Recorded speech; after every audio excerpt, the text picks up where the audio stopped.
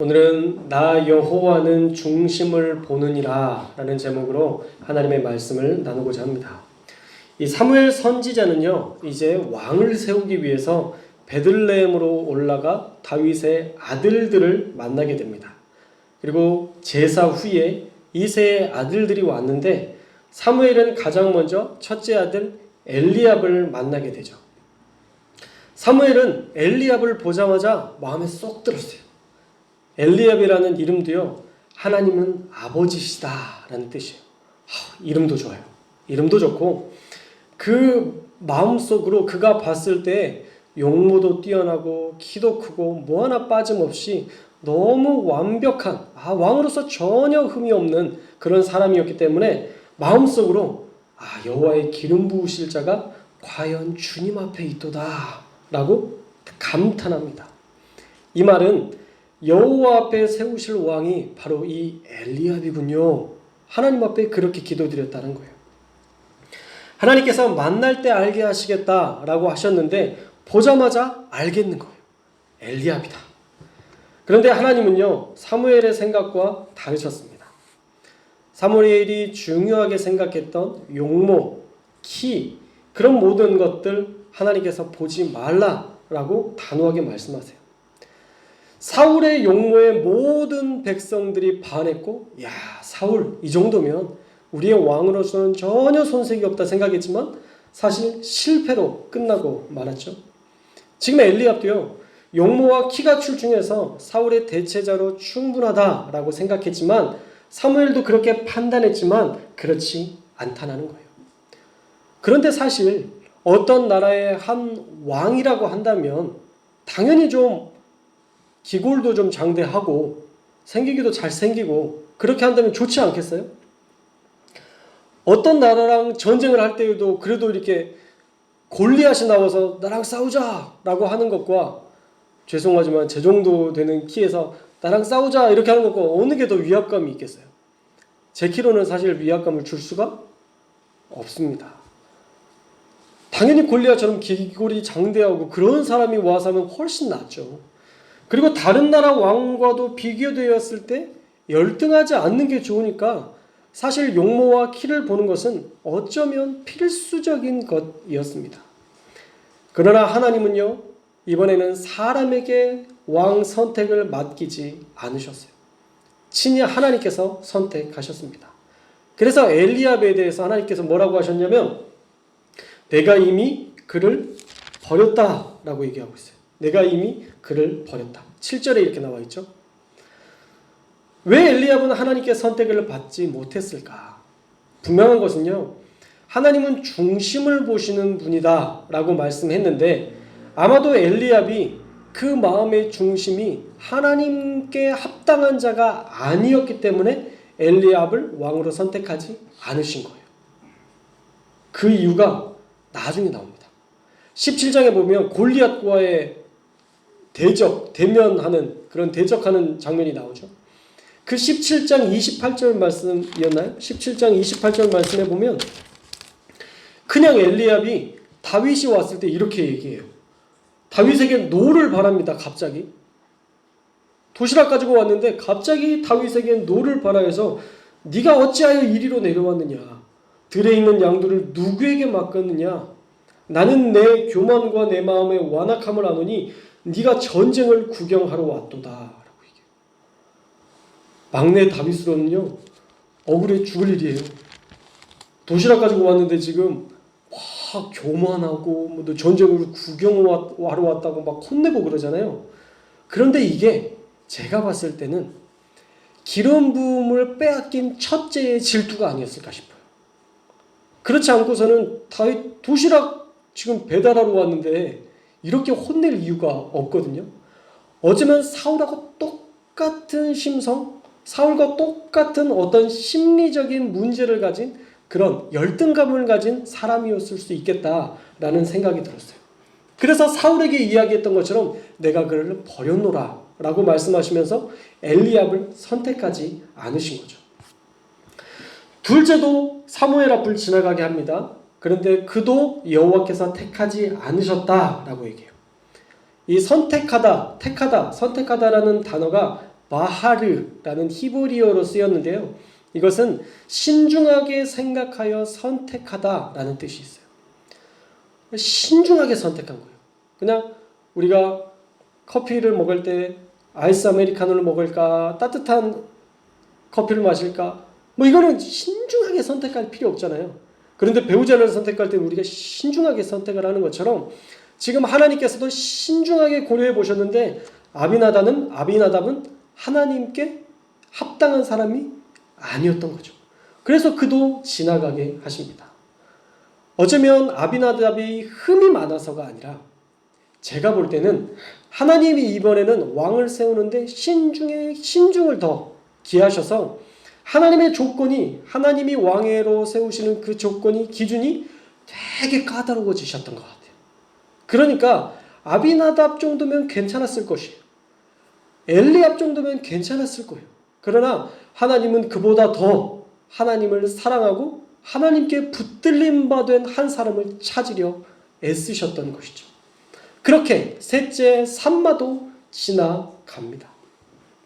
하나님이 선택하지 않으셨다. 비밀이 진행해야 될 이 왕의 기름 부음을 사무엘은 자신도 모르게 이제 하나님이 선택하지 않으셨다라고 계속 얘기하게 돼요. 그리고 아들이 7을 다 지나갔는데도 그 7을 하나님께서 선택하지 않으셨다 말씀합니다. 이제 사무엘에게 혼란이 생기기 시작해요. 이세 아들 중에 하나가 있다고 했는데 도대체 7이 다 지나갔는데 왜 하나님은 아무 말씀도 없으시지? 그래서 이세에게 묻죠. 아들이 다 왔는가? 그랬더니 이세가 아직 막내가 남아있는데 그는 양을 지키고 있습니다 라고 말해요. 사실 이세에게 있어서는요, 다윗은 선택지에서도 밀려난 막내 아들이었어요. 가장 작은 아들, 막내 아들이라는 말은 가장 작다라는 뜻이거든요.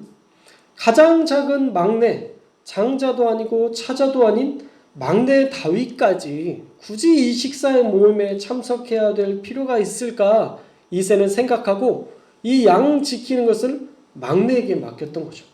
한 명은 남아서 양을 지켜야 되는데 그래도 제일 양을 성실하게 잘 돌보고 또 나이도 어린 막내가 가장 적법하다라고 판단이 돼서 그 다윗을 남겨둔 거예요. 그런데 갑자기 사무엘이 9절에서 하나님께서 첫째도 선택하지 않았고 둘째도 선택하지 않았고 7가지도 다 선택하지 않았다라고 말하니까 뭔가 지금 중요한 선택의 자리인가? 라고 고민했을 것 같아요. 자, 사무엘이 왕에게 기름 붓는 이 장면에 대해서 그가 신중하게 준비했다고 했죠? 이게 알려지면 반역이에요. 이세의 그 아들부터 다윗까지 다 몰살당할 수 있는 일이에요. 그런데 그 자리에, 그 중요한 자리에 뭔가 사무엘이 한 사람 한 사람 지나가게 하면서 이 사람도 아니다. 이도 선택하지 않았다. 라고 하니까 이제 뭔가 중요한 선택의 자리인가? 라고 이세가 생각을 했던 것 같아요. 그때 사무엘이 이야기합니다. 사람을 보내어서 그를 데려오라. 그가 오기 전까지는 우리가 식사 자리에 앉지 않겠다. 그래서 빨리 다윗을 불러오라고 청합니다. 그래서 이세도 급히 다윗을 데려옵니다. 그리고 다윗을 사무엘이 마주대하죠. 마주대해 보니까 그의 빛이 붉었다라고 얘기하는데 이것은요, 피부가 하얗고 생기가 돋는 얼굴을 이야기하는 거예요. 앳된 아이라는 것을 말씀하는 거죠. 또 눈은 빼어났다라고 얘기하고 또 아름다웠다라고 얘기합니다. 사무엘이 본 모습 그대로를 증언하고 있어요. 그때 하나님께서 사무엘에게 이가 크니, 이 아이가 그 왕이니 네가 일어나서 기름을 부어라 명령하세요. 근데 여기서 저는 약간의 의문점이 생겼어요. 분명 하나님은요, 엘리압에게 뭐라고 하셨어요? 나는 외모를 보지 않고 중심을 보신다 라고 얘기했는데 12절 말씀에 보면 사실은 외모를 표현하는 거 아니에요? 잘생겼다는 얘기잖아요. 피부도 이쁘고 이 핏기도 있고 눈도 빼어나고 아름다웠다.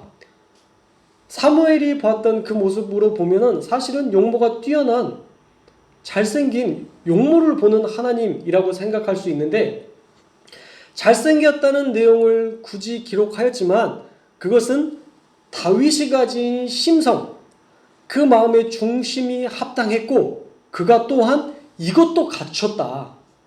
그가 얼굴도 잘생기고 용모도 뛰어났다, 이걸 말씀하는 것이지 그가 용모가 뛰어났기 때문에 하나님께서 그를 선택하셨다가 아닌 거예요.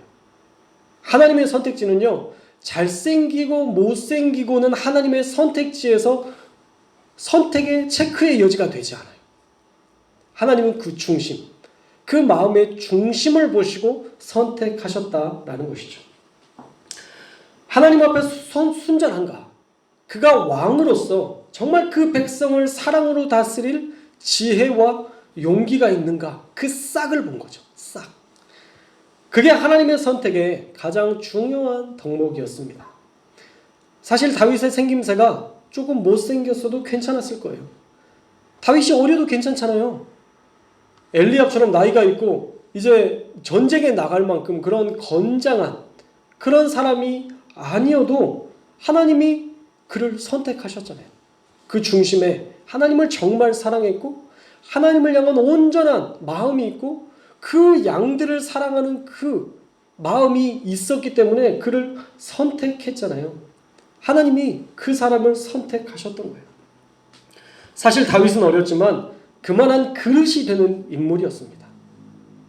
한번 그 상황으로 우리가 돌아가 볼까요? 여러분이 이제 다윗이에요. 근데 지금 우리 옥년동에 우리 사무엘 선지자가 와요. 사무엘 선지자를 한번 만나보는 게 소원일까요? 아닐까요? 소원이에요. 유명한 목사님, 예전에 뭐 빌리 그레이엄 목사님이 한번 왔을 때 막 몇백만이 모였다 막 그랬잖아요. 정말 그 한 분을 보기 위해서 모든 사람들이 모일 때 사실 다윗이 보고 싶었을까요? 안 보고 싶었을까요?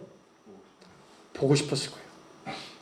다윗같이 은혜가 있는 사람이었다면 더더욱이 사무엘 한번 보는 거, 그 사무엘 선지자를 한번 만나는 거, 그에게도 꿈일 수 있고 그에게도 소망이었을 거예요. 그런데 사무엘을 만날 기회가 있는데도 불구하고 다윗은 떼쓰지 않고 자기가 기르는 양을 지키겠노라고 사무엘 만나기를 포기한 인물이에요. 놀랍지 않아요? 사실 막내니까요. 난리치고 때를 쓴다면 올 수 있었을 거예요. 나 갈래! 막 소리 지르고 왜 나만 못 가게 해? 나만 막내라고 엄마! 막 울면서 소리치면 가능했을 거예요. 더 가능한 이유가 뭔지 아세요? 다윗이요 15살로 추정해요. 옥스퍼드 주석에 보면 다윗이 이때가 15살이다 추정합니다. 놀랍게도 중2예요. 그 누구도 감당할 수 없는 데죠. 중2병이라고 아시죠? 중2병. 도저히 사람이 감당할 수 없어서 사람이 감당할 수 없는 질병을 가지고 있다고 해서 중2병이라고까지 얘기하고 있잖아요. 북한이 대한민국을 쳐들어오지 않는 이유가 중2들 때문이다라는 이야기도 있어요. 그만큼 대화도 안 되고 도저히 감당 안 되는 아이들이 중2다라고 얘기하는데 지금 다윗이 그 나이, 가장 사춘기, 가장 격동의 시기, 가장 부모와 칼날을 세우는 그런 시기에 다윗은 사무엘을 선택하지 않고 자기의 양을 선택했다는 거예요. 자, 다윗이 기름 부음 받은 나이를 한번 계산해 보면요, 공동 식사에 참여하지 못한 것을 보면 20세 이하로 보고 있고 BC 1025년에 그가 15세의 기름 부음을 받았고요. 또 왕이 된 30세에 다시 한번 기름을 받았어요. 왕으로 임관했을 때 다시 한번 기름을 받았고 1003년에 38세에 다시 한번 기름 부음을 받아서 통일 왕국의 그 전체의 왕으로서 이렇게 3번의 기름 부음을 받은 것으로 설명하고 있어요. 그러니까 15세의 나이면 중2예요. 그 중2의 나이에 사무엘과 양 중에 양을 선택했다는 것은 다윗이 얼마나 신실한 사람이었는지를 우리가 상상해 볼 수 있습니다. 하나님은 그 마음을 보신 거예요. 사무엘을 보고자 하는 마음으로 다 7 형제들이 모였지만 다윗은 양을 선택했다.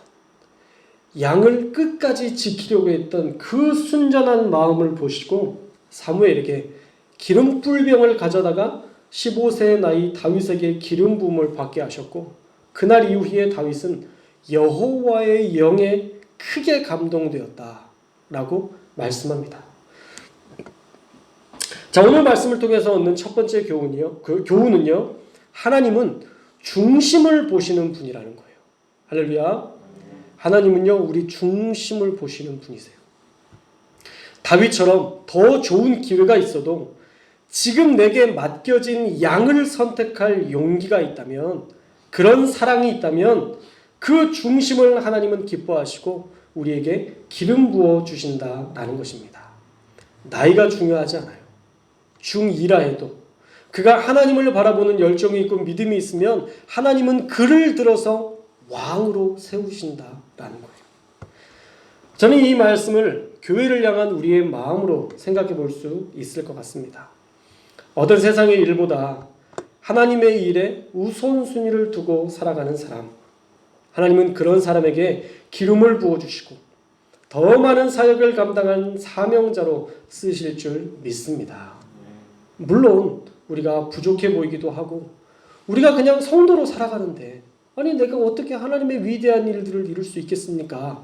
라고 말하는 분들도 있겠지만, 우리가 하나님 앞에 그렇게 순전하게 하루하루 살아가는 것, 그 중심 하나님께서 그거 보시고요, 우리를 선택해 주시고요, 우리를 위대한 그릇으로, 위대한 사역자로 들어 쓰신다는 것을 저와 여러분들이 꼭 기억하시기를 주님의 이름으로 축원합니다.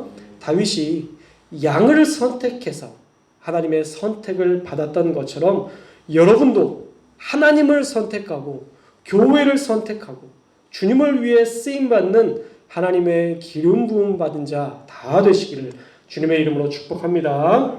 두 번째로는요, 하나님께 선택된 자는 하나님의 감동으로 살아갈 특권을 누린다는 거예요. 우리가 하나님께 선택을 받으면 그 선택받고 일해, 이게 아니라 하나님 우리를 선택해 주시면요, 하나님이 하늘의 권능을 우리에게 주세요. 그래서 능히 감당할 힘과 용기, 또한 그를 축복하는 자에게는 축복하고 그를 저주하는 자에게 저주하는 아브라함의 복을 허락하여 주셔서 그가 하나님의 일을 능력으로 감당할 수 있는 하나님의 힘을 더불어 주신다라는 것입니다. 성령 충만, 그냥 마음의 기쁨 이 정도가 아니라 하나님의 권능을 주세요. 하나님의 일들을 감당할 모든 것을 우리에게 부어주십니다. 그래서 하나님의 절대적인 능력과 통치 안에서 우리가 일할 수 있게 되는 거예요. 하나님의 능력이 임하면, 하나님의 영이 임하면요, 어떤 전쟁에서도 늘 승리했습니다. 우리 사울의 초창기를 보면 나와 있잖아요. 사울이 초창기에도 하나님의 기름 부음을 받았는데 암몬과의 전쟁이 시작돼요. 그런데 그때 여호와의 영이 크게 임하여서 그가 이스라엘 군사들을 모았더니 수많은 군사들이 모여서 암몬을 가볍게 처치했습니다. 이것이 바로 여호와의 영이 임한 자의 하나님의 놀라운 일하심이에요. 사람을 붙여주시고 물질도 붙여주시고 우리가 그 일을 능히 감당할 수 있는 모든 것을 우리에게 주신다라는 거예요.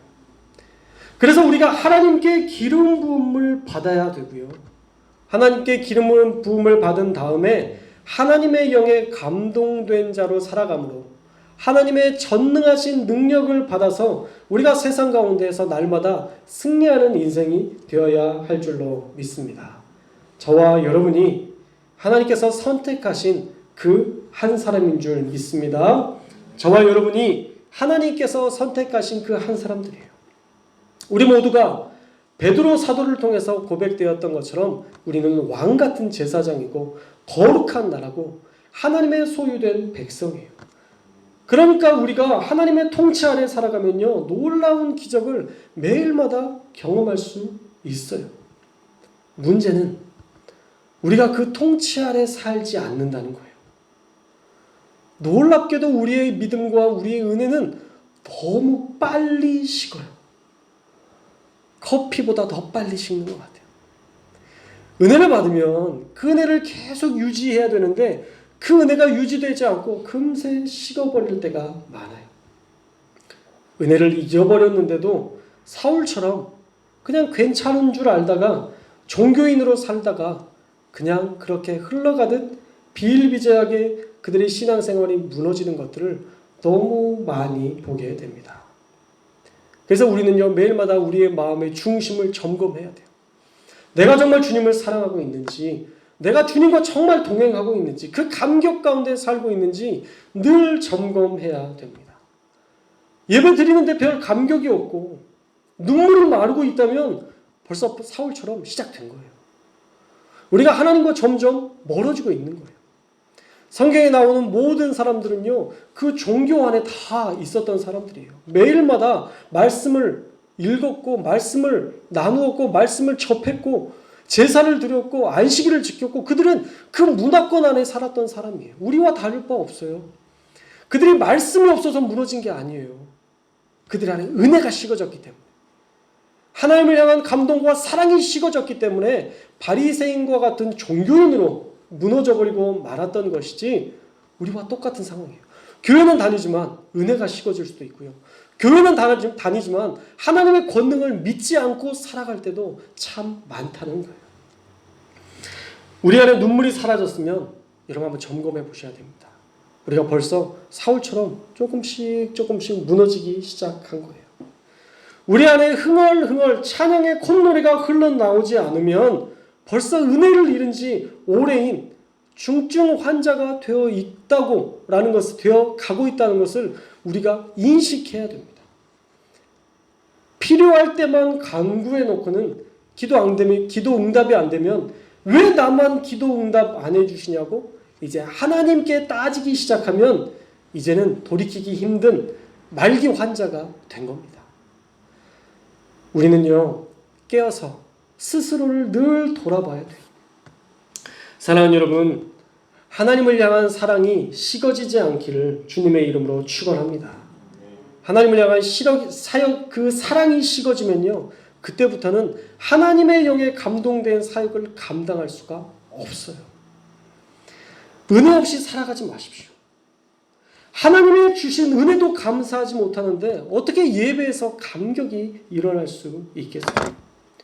나에게 주신 하루하루 주님께 감사하며 살고 모든 삶의 자리에서 기도하며 살고 매일마다 찬양하며 살아야 은혜로 얼굴이 환해지는 기쁨으로 감사로 충만해지는 삶을 살아가는 것이지 그 모든 것 무너진 상태에서 우리가 그냥 종교인으로 살아가는 것으로는 결코 하나님의 은혜를 누릴 수도 없고 감격을 누릴 수도 없고 하나님의 사명자로서 하나님이 주신 그 큰 권능을 우리가 다룰 수도 없는 그러한 삶을 살아가게 된다라는 거예요. 그러므로 저와 여러분 안에 있는 믿음을 매 순간마다 점검해 보시기를 주님의 이름으로 축원합니다. 사랑이 있는지, 하나님을 향한 눈물이 있는지, 정말 교회를 향한 그 애절한 사랑의 마음들이 있는지 저와 여러분이 늘 점검하셔야 돼요. 그리고 여러분 반드시 사랑으로 예배 드리십시오. 여러분의 예배가 사랑으로 드려져야 돼요. 제사를 드릴 때 내 죄를 위해 그냥 양을 죽이는 일, 그건 도륙이에요. 사륙이에요. 내 죄를 위해서 그냥 양을 죽이고 내 죄가 이제 저게 다 전가됐다라고 믿고 그냥 양을 죽이는 일이 습관이 되면 그게 어떻게 그 안에 있는 죄의 사함을 구약시대에 이루어줄 수 있었겠어요? 그 양이 죽는 것을 보면서 내가 죽었어야 되는데 원래는 내 죄 때문에 내가 저렇게 죽었어야 되는데 애통하면서 제사를 드리는 게 맞는 거예요. 우리가 하나님의 존전에 나와서 십자가를 바라보면서 주님이 죽으실 게 아니라 제가 죽었어야 됐는데요. 그렇게 눈물을 흘리면서 주님 앞에 사랑으로 감사로 또는 회개로 주님 앞에 나와 예배 드리는 것이 진짜 예배지 주님 오늘 쓰레기 분리수거처럼 그냥 쓰레기 하나 가져와서 죄에 담아놓은 쓰레기 가져와서 십자가에 던져놓고 하나님 이제 치우세요? 이런 신앙생활을 우리가 하고 있다고요. 회개도 진정한 회개가 아니라 하나님이 이렇게 하시면 해결해 주신다고 하셨으니 그것을 의지해서 그냥 죄의 쓰레기만 던지고 가는, 우리 안에 애통함이나 우리 안에 눈물이나 우리 안에 주님을 향한 감동 없이 우리가 그렇게 종교인이 조금씩 되어가고 있다라는 것입니다.